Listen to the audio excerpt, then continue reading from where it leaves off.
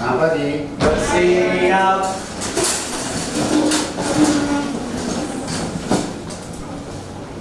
Memberi salam. Selamat pagi Pak Hendro. Selamat pagi, silakan dulu. Hari ini cukup lengkap ya. Saya lihat tidak ada bangku yang kosong. Nihil ya. Oke. Sebelum kita mulai aktivitas belajar kita, Pak Hendro akan tampilkan dulu susunan kegiatan kita hari ini. Nah, jadi kita memang hari ini akan belajar terkait berita ya. Tapi untuk aktivitas kita nanti akan dimulai doa, kemudian presensi, terus yang ketiga itu belajar ya, berdiskusi bersama. Kemudian nanti setelah sudah berdiskusi bersama, nanti kalian akan membentuk kelompok. Dalam kelompok itu juga nanti akan Pak Hendro berikan LKPD sebagai bahan tugas dan diskusi kalian. Kemudian setelah sudah selesai mendiskusikan bahan, nanti kalian satu persatu secara berkelompok itu mempresentasikan hasil pekerjaannya. Kemudian nanti kita secara bersama-sama memberikan kesimpulan hasil pembelajaran. Dan saya minta nanti 1, 2, 3 orang untuk memberikan refleksi. Setelah itu pembelajaran kita akan ditutup dengan doa. Ya, oke, siap belajar? Siap. Oke, kita mulai pembelajaran kita dengan doa. Siapa yang memimpin? Cia ya? Oke, silakan Cia. Selamat sore teman-teman. Untuk melancarkan kegiatan pembelajaran kita pada hari ini, marilah kita bersatu di dalam doa. Dalam nama Bapa dan Putra dan Roh Kudus. Amin. Selamat pagi Tuhan Yesus, Bunda Maria dan Roh Kudus. Terima kasih atas berkat-Mu untuk boleh mengantarkan kami semua, para guru, para murid ke sekolah dengan selamat. Sekarang kami berkumpul ya Tuhan di kelas ini. Berkatilah kelas ini agar kami selalu dalam naungan-Mu ya Tuhan, agar segala pembelajaran yang diberikan oleh Pak Hendro dapat berguna bagi kami untuk masa depan. Berikanlah kefokusan dan ketenangan kami dalam belajar ya Tuhan, agar pembelajaran ini dapat berjalan dengan baik. Dan semua ilmu yang diberikan oleh Pak Hendro dapat terserap dengan baik. Bunda Maria Bunda Gereja, sampai dalam permohonan doa kami ini di hadapan Yesus Putra-Mu, Sang Maharaja Kerajaan Damai, atas setiap permohonan yang diberikan, setiap beban hati diringankan, dan segala kelemahan dikuatkan. Biarlah Tuhan kami kini dan sepanjang masa. Amin. Amin. Serta Maria Darastada, Doakanlah kami. Amin. Dalam nama Bapa dan Putra dan Roh Kudus. Amin. Oke, terima kasih Cia ya. Baik anak-anak semua, jadi hari ini kita akan masuk pada pembelajaran yang baru ya. Tapi sebelumnya Pak Hendro akan mereview kembali pembelajaran kita sebelumnya ya. Pembelajaran kita sebelumnya terkait apa? Teks argumentasi ya. Masih ada nggak yang kira-kira ingat terkait pembelajaran teks argumentasi? Ada yang ingat teks argumentasi itu apa? Teks yang memberikan argumen, bagus ya. Teks yang memberikan argumen. Argumen yang dimaksud itu apa sih? Pendapat ya. Tetapi di sini kita harus bisa membedakan, karena opini dengan argumentasi itu kan sama-sama pendapat toh. Nah, terus apa yang membedakan opini dengan argumentasi? Karena Argumentasi biasanya itu mengakal. betul sekali, bagus. Karena untuk kenapa? Karena kalau opini itu pendapat yang dihasilkan oleh pikiran dan dipengaruhi oleh perasaan. Tetapi kalau argumentasi itu adalah sebuah opini atau sebuah pendapat yang didukung oleh sumber atau data yang mendukung ya. Jadi pembelajaran kita hari ini juga itu masih terkait dan ada kesinambungan, yaitu teks berita ya sebagai sumber informasi ya. Oke, kita lanjut. Kita akan coba lihat tujuan pembelajaran kita. Terkait tujuan pembelajaran ini adalah sesuatu yang akan kita peroleh dari hasil pembelajaran hari ini. Yang pertama, peserta didik kalian semua dapat menemukan informasi pada berita. Ya. Kemudian yang kedua, peserta didik dapat mengidentifikasi ciri-ciri berita. Kemudian yang ketiga, peserta didik dapat mengidentifikasi unsur-unsur berita. Terus yang terakhir, peserta didik dapat menentukan syarat-syarat berita. Kita lanjut ya.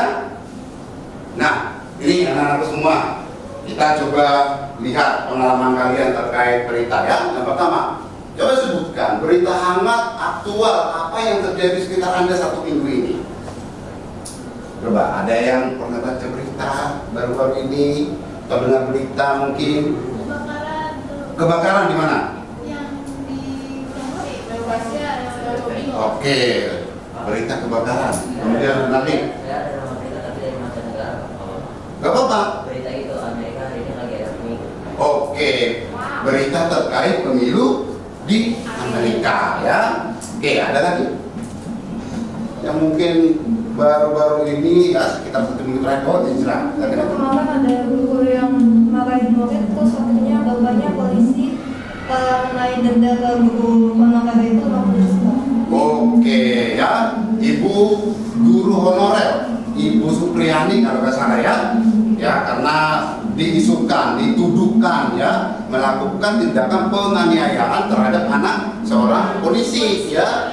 Kemudian dilaporkan ada negosiasi mau damai sekitar 50 juta ya. Oke, baik. Kita lanjut. Nah, tadi kan sudah ada pertanyaan romantik dari mana saja berita yang didapat. Nah, kita coba klasifikasi lagi. Media berita itu atau sumber berita itu biasanya kita temukan dari 3 media. Yang pertama media cetak, ya. Yang kedua media elektronik. Yang ketiga media online, ya, media online. Nah, di sini ada gambar. Udah bisa menentukan yang mana. Kalau ini apa nih? Nah, berarti masuk elektronik. Kalau ini elektronik juga kan?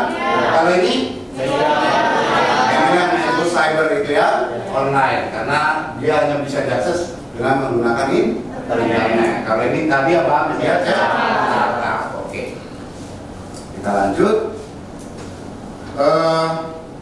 Saya mau menunjukkan sebuah berita ya, berita dari YouTube yang dibuat oleh kakak kelasmu.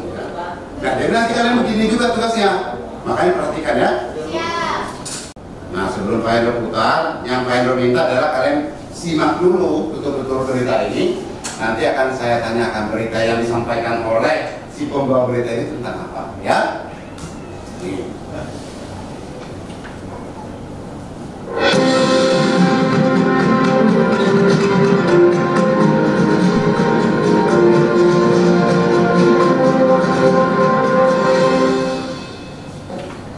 Halo, selamat siang saudara. Apa kabar Anda hari ini? Semoga tetap sehat di tengah pandemi corona. Serangkaian berita menarik telah kami siapkan untuk Anda. Bersama saya Desa Sika, inilah Jurnal 6 Siang.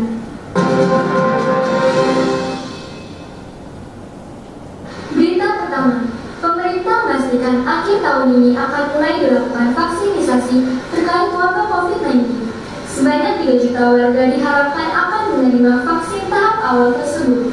Namun pemberi vaksin akan diprioritaskan bagi yang bergerak di bidang kesehatan.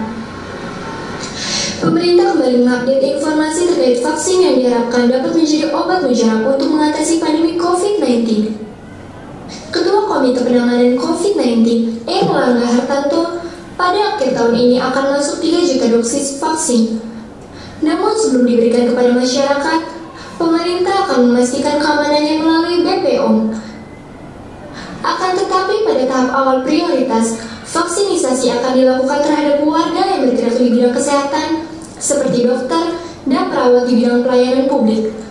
Dan berikutnya kepada anggota masyarakat yang rentan terkena COVID-19. Saat ini pemerintah tengah membuat rute vaksin. Informasi selanjutnya disampaikan setelah vaksin sudah tersedia, termasuk harga vaksin bagi masyarakat yang akan melakukan imunisasi secara mandiri. Oke, sekarang silakan kalian ingat-ingat kembali berita apa yang tadi disampaikan oleh si pembawa berita. Terkait COVID, terus proses vaksinasinya. Ada berapa? 3. Oke, siapa yang melakukan, yang punya program vaksinasi siapa? Gitu ya. Nah, kalau kita perdalam lagi ya, proses vaksinasi ini sebenarnya disampaikan di berita tadi untuk apa sih? Iya, menginformasikan. Tetapi tujuan utamanya disampaikan tadi untuk apa? Untuk memastikan masyarakat dapat terhindar dari COVID. Artinya supaya punya kekebalan. Jadi kemudian hari tidak terkena lagi ya. Nah, sekarang coba kita masuk pada materi pokok kita ya.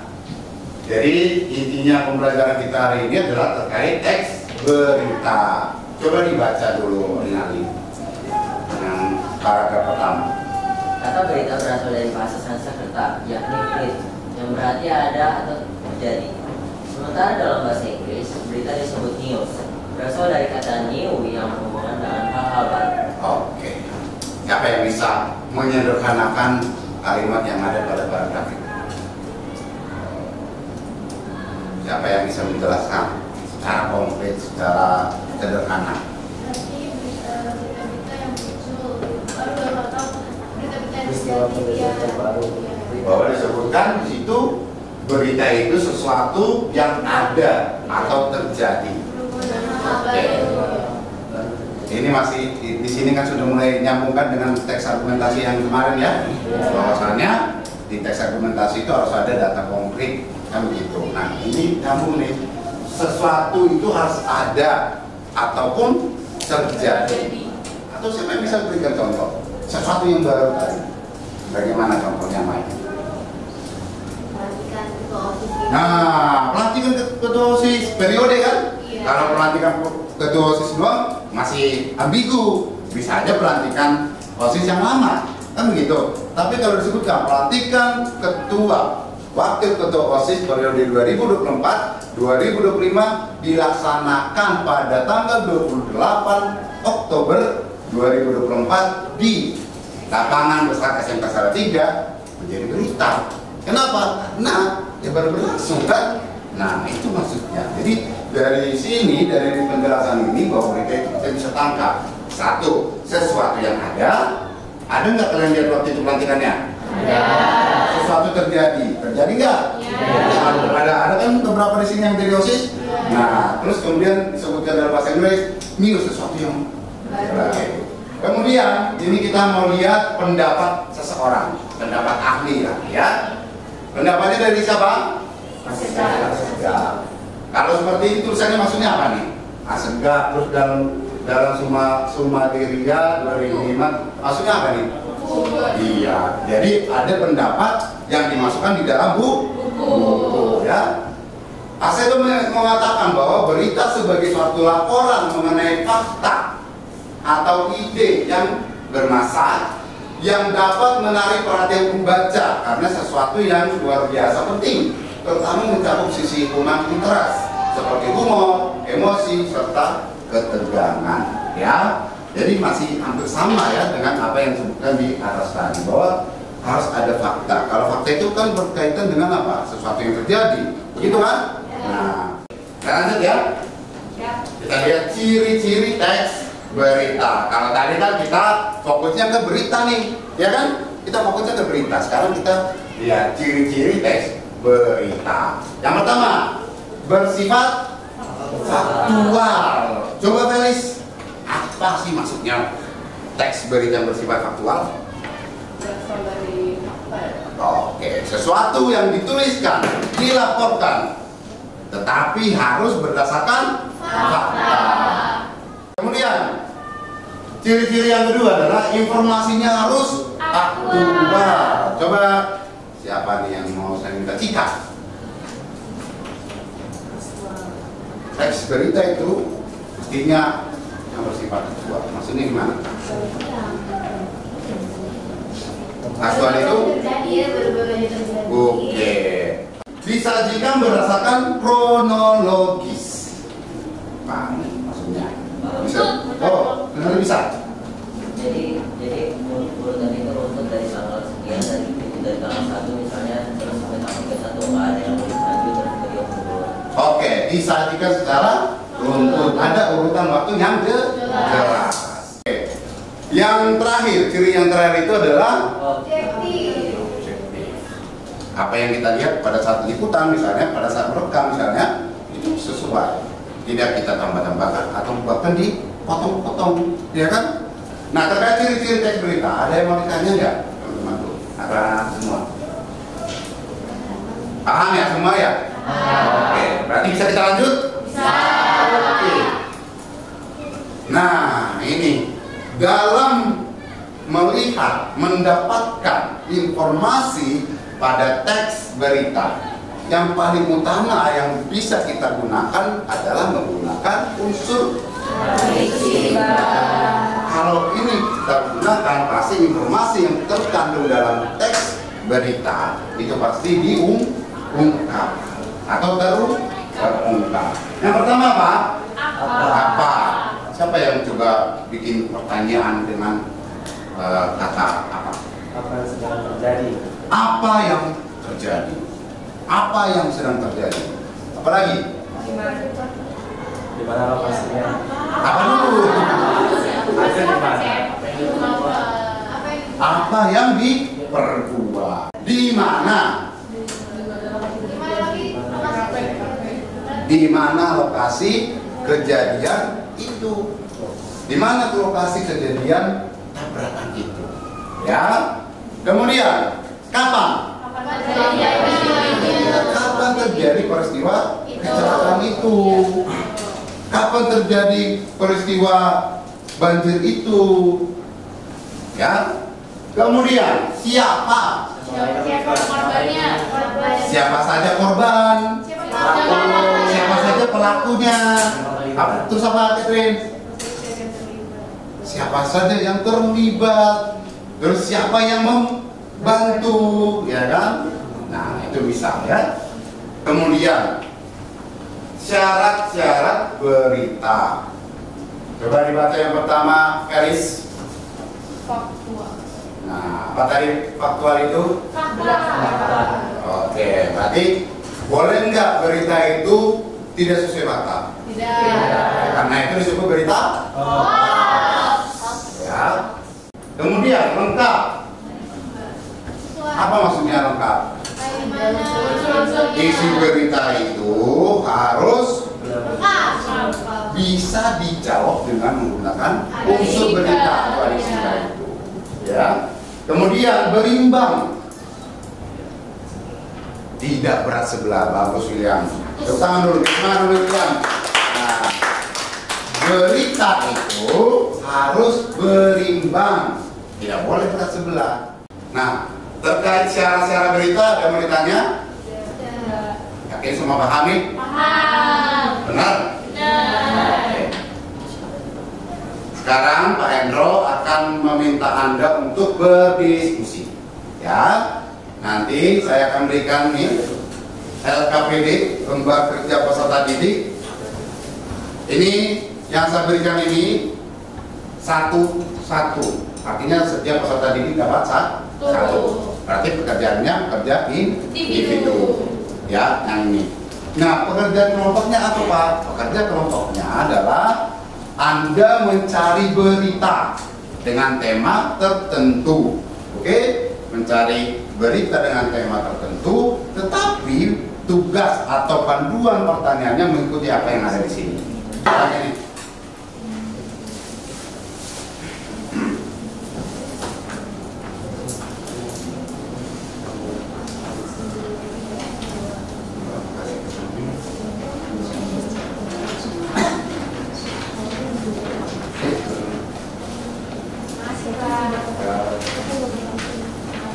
Kasih namanya, Pak. Kasih nama apa, Pak?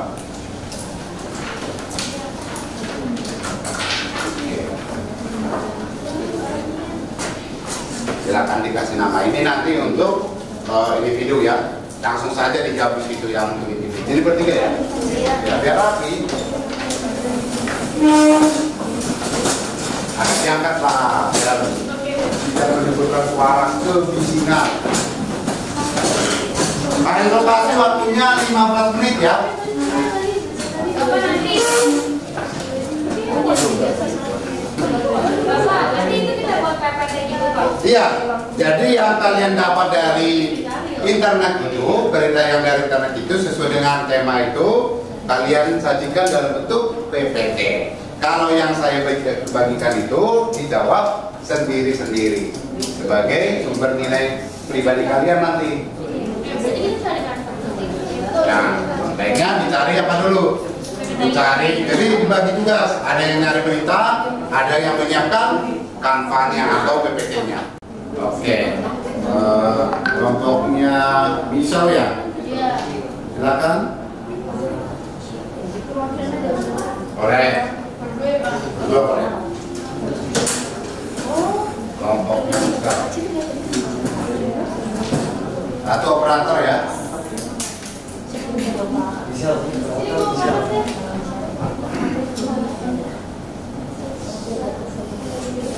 Nah, boleh sambil dikerjakan, tetapi tetap harus mendengarkan temannya ya. Oke. Barangkali ada pertanyaan juga nanti dipersilakan kalau ada yang mau bertanya ya. Lulusan baru. Ya, boleh perwakilan. Selamat pagi Pak Endro dan teman-teman. Kita dari kelompok berita politik. Sebelumnya, sebelum presentasi kita akan memperkenalkan diri. Nama saya Vincent. Saya Michelle. Ini anggota kelompok kami ada Brita, ada saya, Michelle, dan ada Andrea dan Leslie. Berita yang kami pilih adalah berita tentang Indonesia dan China memperkuat kolaborasi riset di bidang strategis. Nah, ini kita bicara beberapa judulnya. Ya. Terus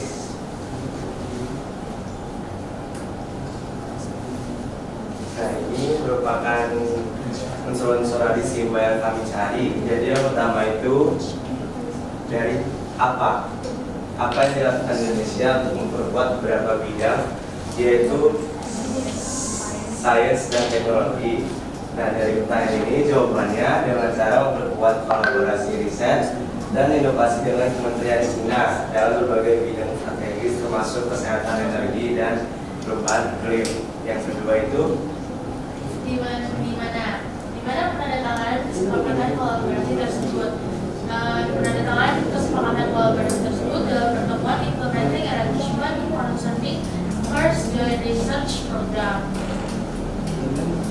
yang ketiga kapan, yaitu kapan pertemuan implementing arrangement concerning first joint research program tersebut berlangsung, yaitu pada tanggal 1 November 2024. Siapa yang berkolaborasi dalam bidang sains dan teknologi? Yang berkolaborasi dalam bidang sains dan teknologi ada Indonesia dan China. Yang kelima, mengapa Indonesia dan China berkolaborasi? Jawabannya untuk saling memajukan, memperkuat, dan menguntungkan masing-masing negara. Dan yang terakhir, bagaimana kesepakatan itu tercapai? Kesepakatan itu tercapai dengan cara program penelitian jangka pendek bagi lingkungan Indonesia untuk melakukan riset di China dalam beberapa bidang. Oke. Sekian dari kelompok kami. Terima kasih. Baik, kita berikan dulu terus. Ada yang mau ditanyakan enggak? Ada mau ditanyakan? Yakin? Oh, di mananya? Coba Rinaldi.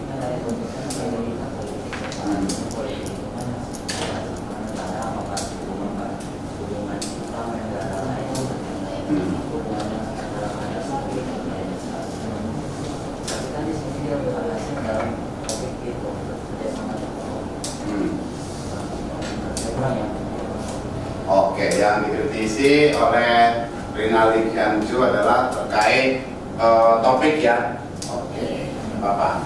Sekarang dicek di slide sebelumnya. Oh, berarti yang tadi. Yang apa? Coba ya teman-teman, anak-anakku semua.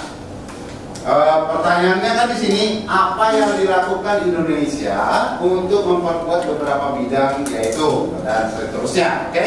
Dilihat nih. Nah, jawabannya di situ apa? Dengan cara memperkuat kolaborasi dan seterusnya. Ada yang bisa mengkritisi nggak? Kalau yang lain saya kira sudah tepat, sudah betul, sudah bagus. Tinggal nomor 1 ini nih, yang pertanyaan apa?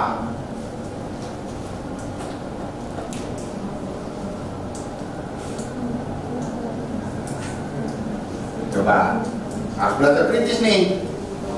Apa? Harusnya bagaimana? Oh ya, kayaknya dia udah menemukan harusnya bagaimana? Jadi kan ini ditanya apa dapat Indonesia beberapa bidang ya, terus ini jawabannya diulang. Sebenarnya tuh jawabannya dengan cara kolaborasi Indonesia dan Cina, bukan diulang lagi. Kata-katanya Pak. Kalau Indonesia tuh menyebabkan itu kolaborasi riset. Nah itu ya, harusnya jawabannya adalah apa yang dilakukan. Berarti jawabannya harusnya kolaborasi. Nah, kalau jawabannya seperti ini, berarti pertanyaannya apa? Bagaimana? Harus kritis loh ya. Tapi nggak apa-apa, setidaknya mereka sudah tahu dan bisa memperbaiki. Oke, kita berikan tepuk tangan untuk kelompok. Ya, begitu ya, jangan tadi ya harus tetap dikritisi ya. Oke. Nah, jadi sudah semua ya yang tampil. Nah, kita tinggal menyimpulkan dari apa yang sudah kita pelajari hari ini, khususnya bagaimana ciri-ciri, kemudian syarat-syarat teks berita, lalu bagaimana menggali informasi dari teks berita menggunakan adik, Simba, sudah tadi semua melakukan ya. Nah, kemudian kita coba refleksikan pembelajaran hari ini. Apa kira-kira yang kita syukuri? Siapa yang bisa?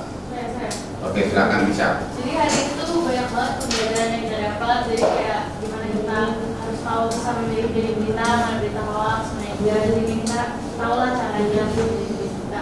Terus habis ini juga kita udah ngerti sama dari berita-berita, banyak berita-berita juga tentang politik, teknologi dan lain-lain. Itu bersyukur banget sih Pak, aku sama itu sekarang. Ada yang bisa salin nggak selama proses pembelajaran kita? Iya banget, hari ini kita harus bersyukur juga. Terus perbaikannya apa? Apa yang kita perlu perbaiki? Iya. Oke. Untuk menghindari berita hoax berarti harus dilakukan apa? Proses validasi ya. Untuk performa teman-temannya ataupun Pak Hendro bagaimana? Semangat ya?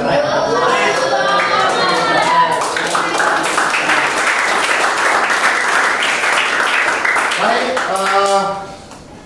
kalau sudah paham semua, sepakat tadi sudah bagus ya, berarti kita akan tutup pembelajaran kita ya. Nah, sebelum kita tutup pembelajaran kita ini, saya mau menyampaikan untuk minggu depan kita akan lanjut pada materi yang berikut, yaitu terkait kaidah kebahasaan teks berita ya, kaidah kebahasaan berita. Oke. Kita akan tutup pembelajaran kita hari ini. Siapa yang akan memimpin doa? Silakan di sini.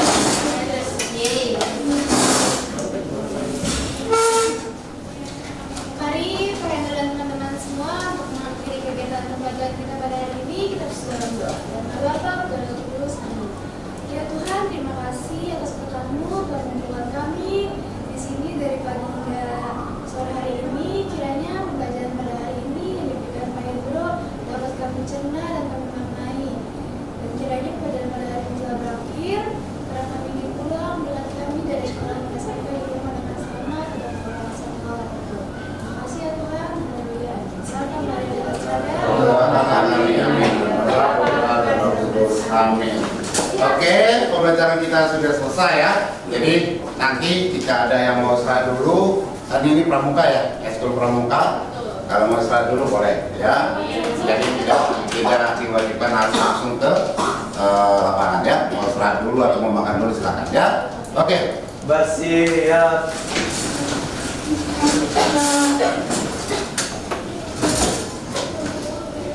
Memberi salam.